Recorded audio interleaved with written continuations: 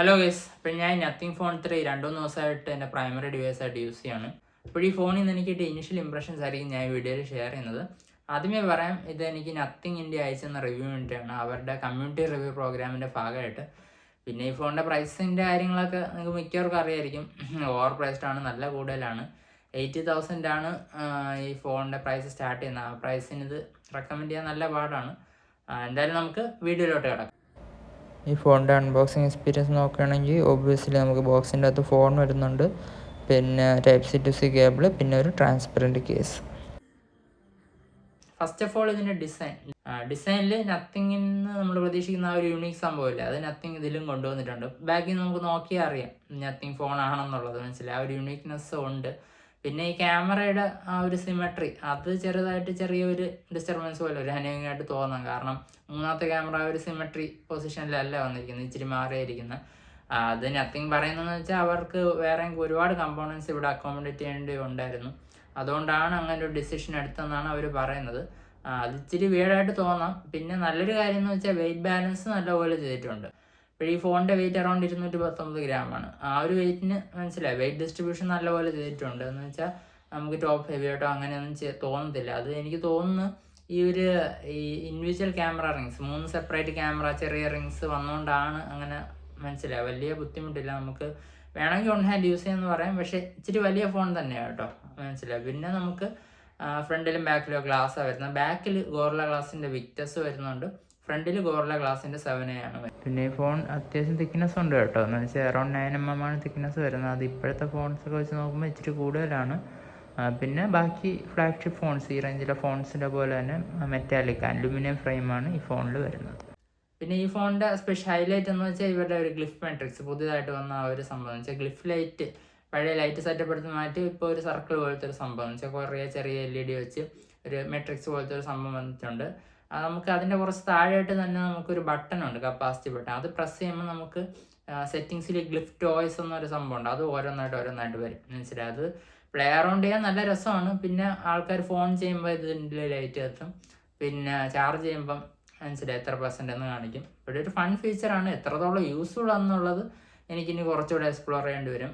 പിന്നെ ഇതിലെ ഡിസൈനിലെ ഒരു കുറവെന്ന് വെച്ചാൽ USB 2.0 സ്റ്റാൻഡേർഡാണ് വരുന്നത്. USB 3.2 കൊടുക്കേണ്ടതായിരുന്നു ഈ പ്രൈസിന്. പിന്നെ ഡിസൈനിൽ തന്നെ പറയേണ്ട കാര്യം വെച്ചാൽ ഇത് IP68 വാട്ടർ പ്രൂഫ് റേറ്റിംഗ് ഒക്കെ ആയിട്ടാണ് വരുന്നത്. പിന്നെ നമുക്ക് എസെൻഷ്യൽ സ്പേസ്, മറ്റേ സ്ക്രീൻഷോട്ട് മാനേജ് ചെയ്യുന്ന ആ ഒരു ബട്ടൺ ഇതിലും വരുന്നുണ്ട്, മനസ്സിലായി. ബാക്കി നത്തിങ് ഫോണുള്ളത് തന്നെ. ഇനി ഇതിൻ്റെ ഡിസ്പ്ലേ നമുക്ക് വരുന്ന 6.7 ഇഞ്ചിൻ്റെ 120 ഹെർട്സിൻ്റെ 1.5K റെസൊല്യൂഷനുള്ള ഒരു ഡിസ്പ്ലേ ആണ്.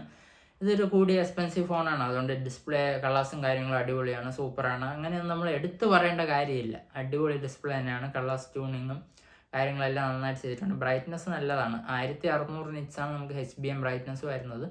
അപ്പോൾ നമുക്ക് വെയിലത്തൊക്കെ കൊണ്ടുപോകുമ്പം നല്ല രീതിക്ക് തന്നെ വായിച്ചൊക്കെ എടുക്കാൻ പറ്റുന്നുണ്ട്. പിന്നെ PWM ഡിമ്മിങ്, ഐ സ്ട്രെയിൻ കുറയ്ക്കുന്ന ഒരു സംഭവമില്ല, അത് 2160 Hz ആണ്. അപ്പോഴത് സോർട്ടഡ് ആണ്.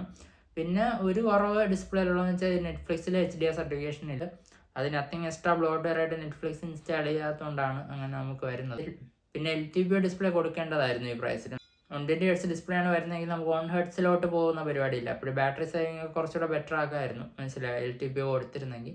പിന്നെ ഡിസ്പ്ലേയിൽ തന്നെ in display finger print scanner വരുന്നുണ്ട്, നല്ലപോലെ വർക്ക് ആവുന്നുണ്ട്. ഫീഡ്ബാക്ക്, പിന്നെ ഇതിൻ്റെ ഹാപ്റ്റിക് ഫീഡ്ബാക്ക്, നമ്മൾ ടൈപ്പ് ചെയ്യുമ്പോൾ കിട്ടുന്ന ഒരു വൈബ്രേഷൻ ഫീഡ്ബാക്ക് അല്ലേ, അത് പ്രീമിയം ആണ്, വേറെ ഒരു സീനില്ല. പിന്നെ ഡിസ്പ്ലേ 120 Hz ആണ്. പക്ഷേ ഒരു കാര്യമുണ്ട്, നിങ്ങൾ സെറ്റിങ്സിൽ പോയി റിഫ്രഷ് റേറ്റിൽ ഹൈ സെലക്ട് ചെയ്യുക, മനസ്സിലായോ. ഡൈനാമിക് എന്നൊരു ഓപ്ഷനിലായിരിക്കും ഡീഫോൾട്ടായിട്ട് വരുന്നത്. ഡൈനാമിക്കിൽ വെച്ചുള്ള പ്രശ്നം എന്ന് വെച്ചാൽ അനിമേഷൻസും പിന്നെ സ്ക്രോളിംഗ് ഒക്കെ മിക്കപ്പോഴും 90 Hz മനസ്സിലായി. അപ്പോൾ ആ ഒരു ഫുൾ സ്മൂത്ത്നെസ് നിങ്ങൾക്ക് കിട്ടത്തില്ല. അപ്പോൾ റിഫ്രഷ് റേറ്റിൽ സെറ്റിങ്സിൽ പോയിട്ട് ഹൈ സെലക്ട് ചെയ്യും. മൾട്ടിമീഡിയയിൽ തന്നെ വരുന്ന വേറൊരു സംഭവമാണ് ഇതിൻ്റെ സ്പീക്കേഴ്സ് സൂപ്പറാണ്, നല്ലപോലെ ട്യൂൺ ചെയ്ത് വെച്ചിട്ടുണ്ട്. അങ്ങനെ ഒരു കംപ്ലൈൻറ്റും ഇല്ല.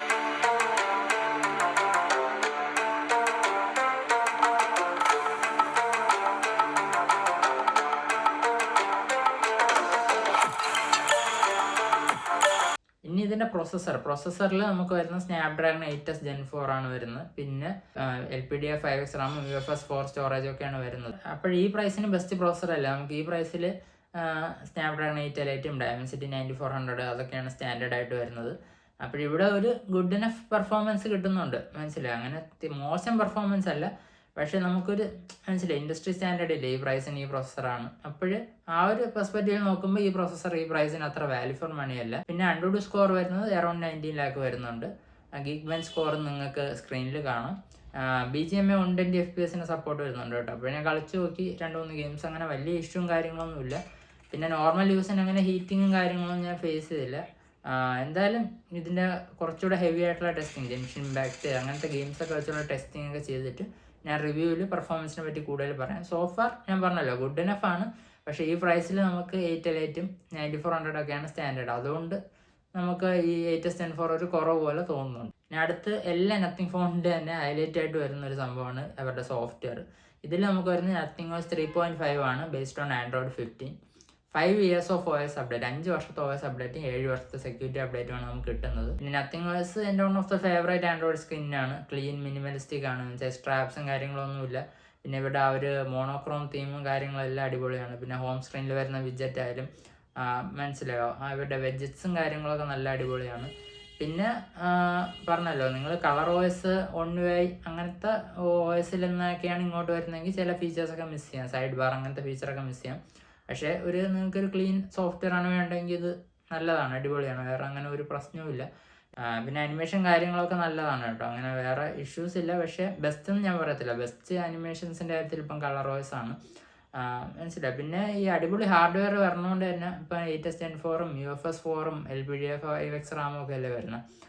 അതുകൊണ്ട് തന്നെ നമുക്ക് ആ ഒരു സ്മൂത്ത്നെസ് ഭയങ്കര കൺസിസ്റ്റൻ്റ് ആണ്. എന്ന് വെച്ചാൽ ഇതിനു മുമ്പ് ഞാൻ വേറെ നത്തിങ് ഫോൺസ് യൂസ് ചെയ്തിട്ടുണ്ട്, നത്തിങ് ഫോൺ 3A CMF അതൊക്കെ.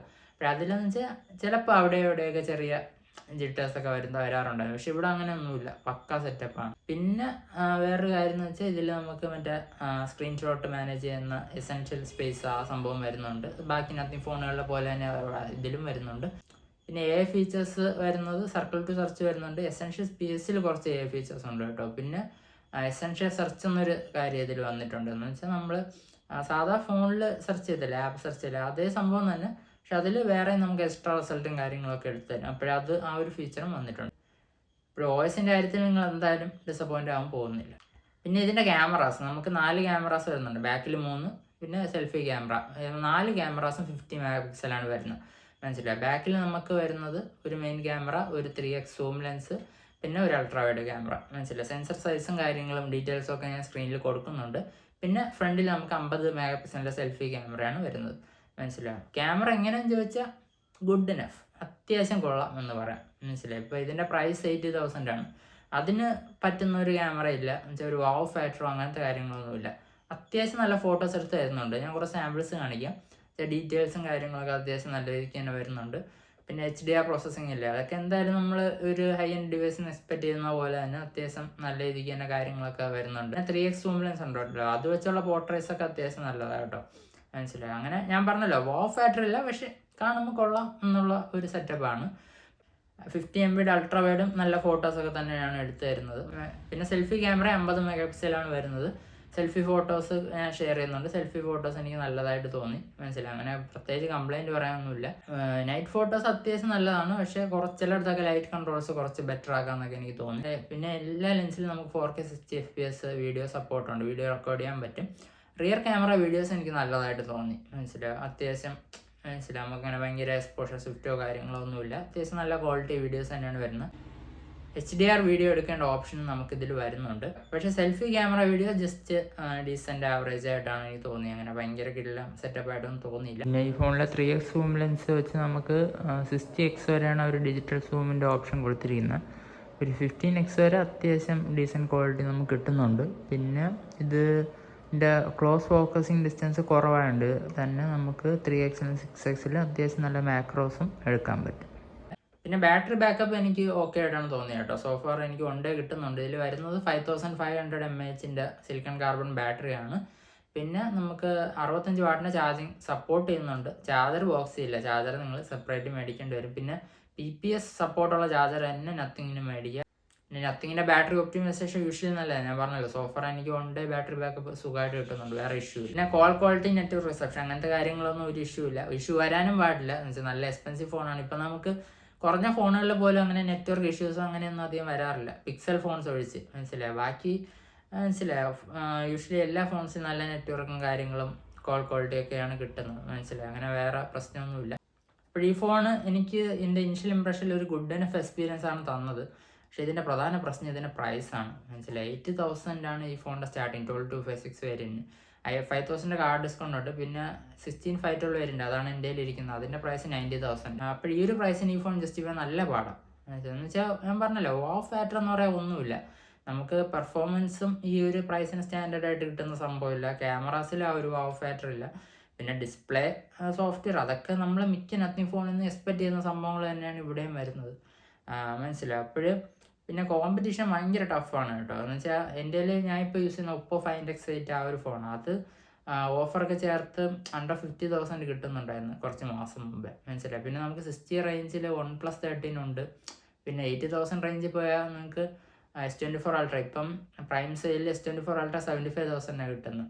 പിന്നെ 80,000 അല്പം കൂടെ കയറുവാണെങ്കിൽ Vivo S200 Pro ഉണ്ട്. അതിൻ്റെ ക്യാമറയൊക്കെ വേറെ ലെവലാണ്, മനസ്സിലാവും. ഇപ്പോൾ ഒരുപാട് ഫോൺസ്, മനസ്സിലായി, ഇതിൻ്റെ പ്രൈസിലും ഉണ്ട്. ഇതിനേക്കാളും വില കുറഞ്ഞ് ഇതിനേക്കാളും ബെറ്റർ ആയിട്ടുള്ള ഫോൺസ് ഉണ്ട്, മനസ്സിലായി. അപ്പോൾ ആ ഒരു മാർക്കറ്റിൽ ഇത് റെക്കമെൻഡ് ചെയ്യാൻ നല്ല പാടാണ്.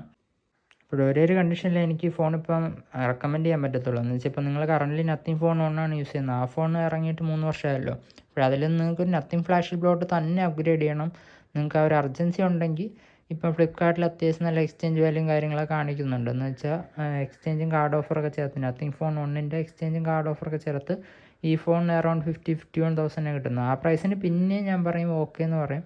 പക്ഷേ എങ്കിലും അവിടെയും കുറേ എപ്സ് ആൻഡ് ബട്ട്സ് ഉണ്ട്. നിങ്ങൾക്ക് നത്തിങ് ഫ്ലാഗ്ഷിപ്പ് തന്നെ വേണം, ആ ഒരു അർജൻസി ഉണ്ട്. അല്ലെങ്കിൽ കുറച്ച് വെയിറ്റ് ചെയ്താൽ എന്തായാലും ഇതിലും പ്രൈസ് ഡ്രോപ്പ് ഒക്കെ വരാൻ ചാൻസ് ഉണ്ട്. അപ്പോഴും ഇപ്പോൾ 25,000 30,000 ഒക്കെ നത്തിങ് ഫോൺസ്. പിന്നെ നത്തിങ് ഫോൺ 3A പ്രോയുടെ പ്രൈസും കൂടുതലെന്ന് ആൾക്കാർ പറയുന്നുണ്ടായിരുന്നു. അവിടെ നമുക്ക് പിന്നെ നമുക്ക് ആ ഒരു ക്ലീൻ സോഫ്റ്റ്വെയർ എക്സ്പീരിയൻസും അതിൽ ആ ഒരു പെരിസ്കോപ്പ് ക്യാമറ അങ്ങനെയൊക്കെ പറഞ്ഞ് നമുക്ക് മനസ്സിലായി. പിന്നെ ആ ഒരു റീസൺസ് ഉണ്ട്. പക്ഷേ ഇവിടെ ആ ഒരു മനസ്സിലായി, ഈ ഫോൺ ആർക്ക് സജസ്റ്റ് ചെയ്യും എന്നുള്ള ഒരു ചോദ്യം ഭയങ്കര വലുതാണ്. ആസ് ഓഫ് നോ സജസ്റ്റ് ചെയ്യാൻ പറ്റത്തില്ല. എന്തായാലും ഞാൻ ഈ ഫോണിൻ്റെ കുറച്ച് ദിവസം കൂടെ യൂസ് ചെയ്ത് ഉള്ള ഒരു റിവ്യൂ ചാനൽ അപ്ലോഡ് ചെയ്യുന്നതായിരിക്കും, മനസ്സിലായി. പിന്നെ നിങ്ങൾ നോക്കുക, പ്രൈസ് ഡ്രോപ്പ് അങ്ങനെയൊക്കെ വന്ന് അപ്പോഴത്തെ കാര്യം അതെന്തായാലും റിവ്യൂവിൽ ഞാൻ കുറച്ചുകൂടെ ഡീറ്റെയിൽ ആയിട്ട് പറഞ്ഞുതരാം. ഓക്കെ, അപ്പോഴേ ഈ ഫോണിനെ പറ്റിയുള്ള നിങ്ങളുടെ ഒപ്പീനിയൻ കമൻസിൽ പറയുക.